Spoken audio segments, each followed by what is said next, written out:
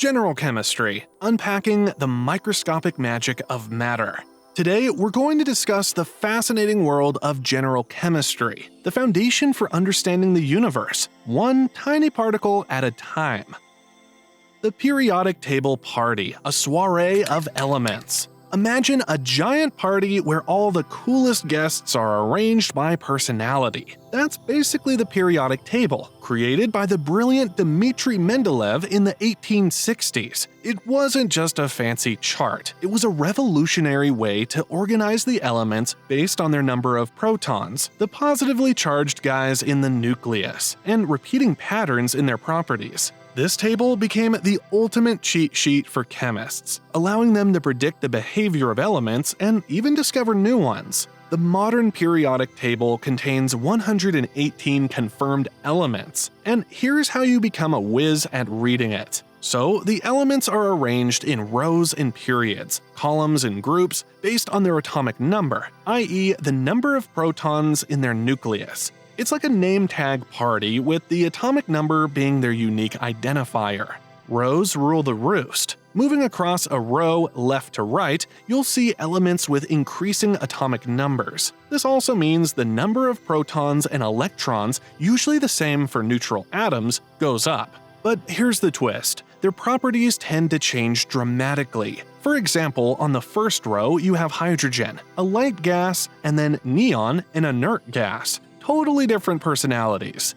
Column camaraderie. Now let's move down a column. Elements in the same group share the same number of valence electrons, the outermost electrons, the party animals. This similarity in electron configuration translates to similar chemical properties. They're like best friends who tend to behave in similar ways. The alkali metals in the first column, for example, are all super reactive. Diagonal dance. Diagonals can also reveal interesting trends. As you move diagonally from top left to bottom right, elements tend to have metallic character increasing and non-metallic character decreasing.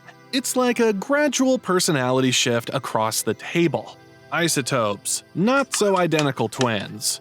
Not all atoms of the same element are exactly alike. Enter the concept of isotopes. These are atoms of the same element with the same number of protons, but a different number of neutrons. Think of it like having identical twins, but one loves lounging on the couch, extra neutron, while the other prefers rock climbing, no extra neutron. These variations in neutron number can affect the stability of the isotope. Some isotopes are radioactive, meaning their nucleus is a little too energetic and needs to release some steam, radiation, to reach a comfy state. These radioactive isotopes have found their calling in medical imaging tests, where they help doctors peek inside our bodies without needing a chisel and hammer, thank goodness. Molecular formulas and isomers, decoding the mystery. Molecular formulas are like secret ingredient lists for molecules, telling you exactly how many atoms of each element are partying together. Imagine H2O. That's the formula for water, with 2 hydrogens and 1 oxygen getting jiggy. Sometimes different molecules can have the same exact formula, but their atoms are arranged differently. These shape-shifting tricksters are called isomers. It's like having 2 different pizzas with the same toppings, pepperoni and cheese, but one has all the pepperoni clustered in the middle and the other has them evenly distributed. Isomers can have different properties, even though they're made of the same ingredients. Valence Electrons, the partygoers who make the scene. Now let's talk about the real party animals of the atomic world, Valence Electrons. These are the electrons in the outermost shell, the ones most likely to mingle with other atoms. The number and arrangement of these electrons determine how an atom interacts and, ultimately, how it bonds. They're like the social butterflies of the atomic realm, always up for a connection.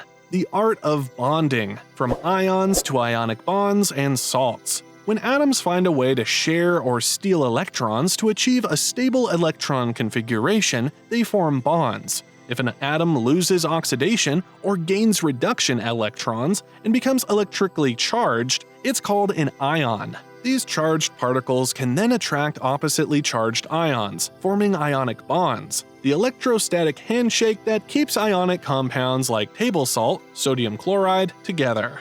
Covalent bonds. Sharing is caring. But not all bonds are about taking sides. Sometimes atoms like to share electrons in a more egalitarian way, forming covalent bonds. Think of it as a high five with electrons. This type of bonding gives rise to beautiful and complex molecules like water, H2O, and organic molecules that make up living things. Here's where Lewis structures come in. Handy diagrams that show how atoms share electrons to form these covalent bonds. Lewis structures, a visual guide to bonding. For better understanding, imagine tiny dots as electrons and lines or dots between them as bonds. It's kinda like a microscopic connect the dots game. By arranging these dots, we can see how atoms share electrons to achieve a stable configuration. Usually 8 valence electrons, the magic number. Lewis structures help us predict shapes of molecules and understand bond types. Electronegativity, the tug-of-war of attraction. Now, sharing isn't always equal. Some elements have a stronger pull on electrons than others. This difference in attraction is called electronegativity. Imagine a tug-of-war between atoms. The more electronegative one tends to pull the electrons closer, creating a polar covalent bond with a slightly positive and negative end within the molecule. This polarity plays a crucial role in many chemical interactions, like the ability of water to dissolve things. Metals, a sea of electrons.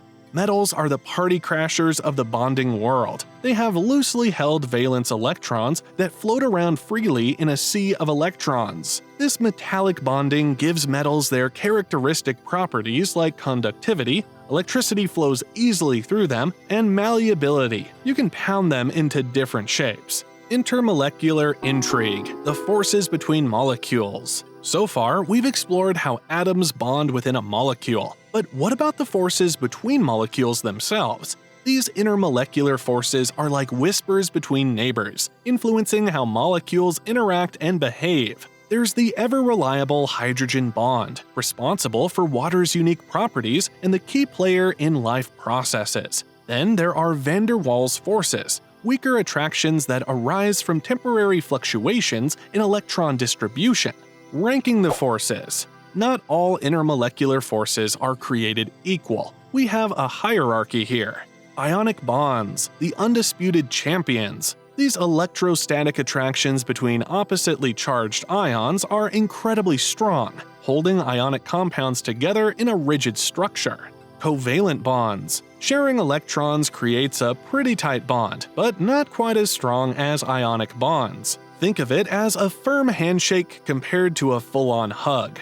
Hydrogen bonds. These directional forces, fueled by the strong attraction between hydrogen and highly electronegative atoms like oxygen and nitrogen, pack a punch. They're crucial for the structure of water and biological molecules. Van der Waals forces.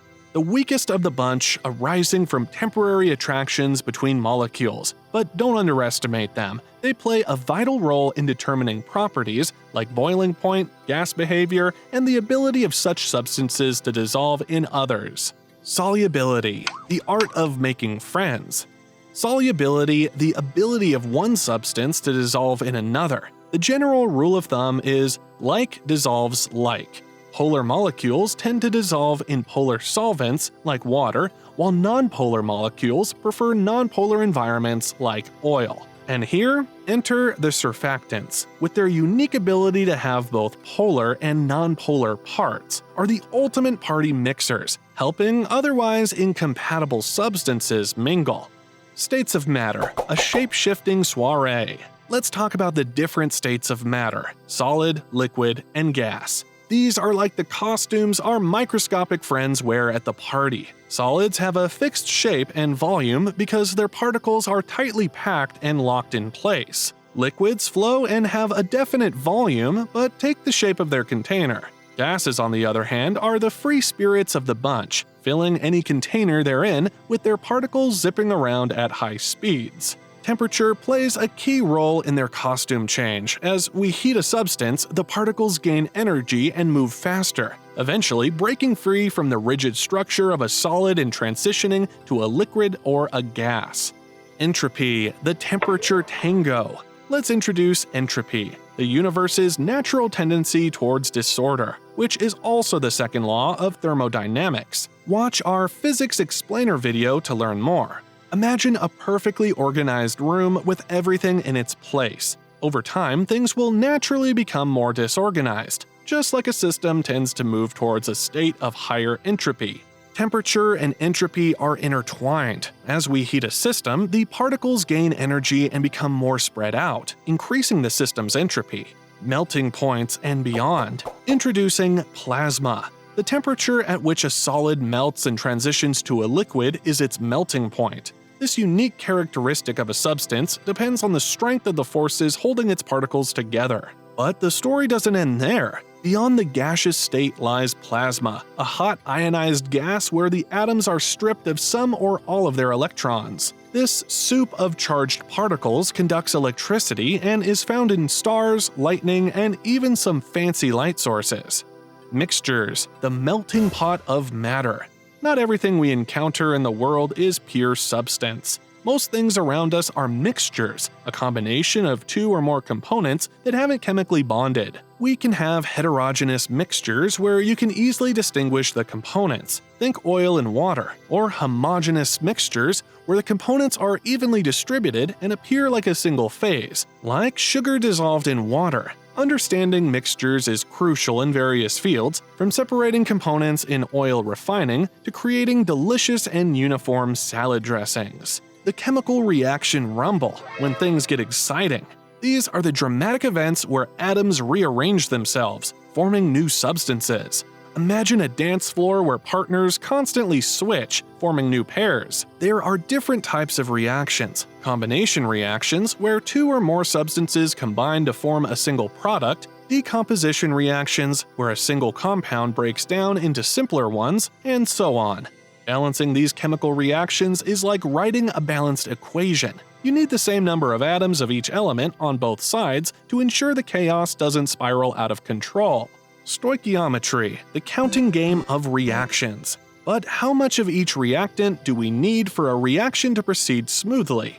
Enter stoichiometry, the art of calculating the quantities involved in a chemical reaction. It's like figuring out the perfect ratio of ingredients for a successful baking adventure. Here's where the mole, a unit that represents a specific number of particles around 6.022 times 10 to the 23rd power, comes in handy. It allows us to convert between the number of atoms or molecules and their mass, making reaction calculations a breeze.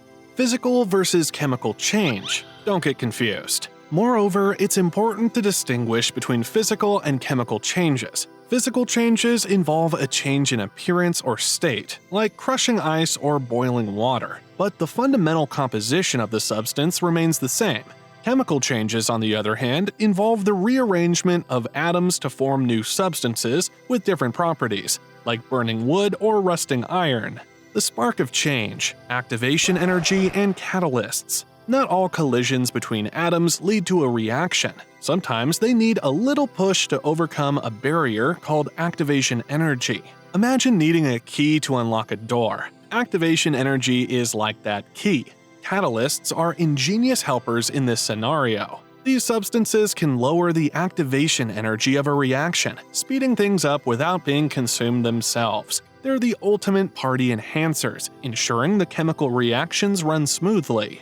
Reaction energy and enthalpy, the heat of the moment. Chemical reactions can either absorb or release energy. An exothermic reaction releases heat to the surroundings, making the temperature rise, think burning wood. Conversely, an endothermic reaction absorbs heat from the surroundings, making the temperature decrease, dissolving ammonium nitrate in water. Enthalpy is a term used to quantify this energy change. A negative enthalpy indicates an exothermic reaction, while a positive enthalpy signifies an endothermic one. Understanding these concepts is crucial in various fields, from designing energy-efficient processes to predicting the stability of molecules. Gibbs free energy, the ultimate judge. While enthalpy tells us about the heat transfer, Gibbs free energy considers both enthalpy and entropy to predict whether a reaction will occur spontaneously under specific conditions. Imagine a reaction that releases a lot of energy, exothermic, but also increases disorder, entropy, significantly. Gibbs free energy can tell us if the overall process is favorable or not. A negative G signifies a spontaneous reaction, while a positive G indicates a non-spontaneous reaction. Chemical equilibria, the dynamic dance. However, chemical reactions are rarely one-way streets. As the products form, they can also react with each other to regenerate the reactants. This creates a state of chemical equilibrium, where the forward and reverse reactions occur at the same rate. It's like a dynamic dance with reactants and products constantly shuffling partners, but with a constant overall number of each on the dance floor. Acid-base chemistry, the tangy tango. Acids and bases are like the sassy and smooth characters at the chemical reaction party. Acids are proton donors, they donate H+ ions, while bases are proton acceptors. The pH scale 0 through 14 is used to measure the concentration of hydrogen ions in a solution, indicating how acidic, pH below 7, or basic, pH above 7, it is. The solution with pH 7 is considered neutral. Understanding acid-base chemistry is crucial in various fields, from regulating the pH in our bodies to formulating household cleaning products. Acidity, basicity, pH, and pOH, the power of hydrogen. The strength of an acid or base is determined by how readily it donates or accepts protons. Strong acids and bases completely dissociate in water, while weak acids and bases only partially do. As mentioned earlier, pH and pOH are mathematical tools used to express the concentration of hydrogen and hydroxide ions, respectively, in a solution. By knowing both, we can determine the overall acidity or basicity of a solution. Neutralization reactions, where an acid and a base react to form salt and water, are the ultimate peacemakers at the chemical reaction party. Redox reactions, the electron exchange extravaganza. Another exciting type of reaction is the redox reaction, where there's a transfer of electrons between species. Remember oxidation, loss of electrons, and reduction, gain of electrons? They take center stage here. Redox reactions are fundamental in various processes, from cellular respiration in our bodies to the rusting of iron. Assigning oxidation numbers to atoms helps us keep track of electron flow in these reactions. Quantum chemistry, a peek into the microscopic world. This branch of chemistry applies the principles of quantum mechanics to understand the behavior of atoms and molecules. It explains things like electron orbitals, the specific regions where electrons are likely to be found, and the shape of molecules. By venturing into the quantum world, chemists can predict properties of materials and design new molecules with specific functionalities. That was General Chemistry Explained. Don't forget to like and subscribe for more explainer videos.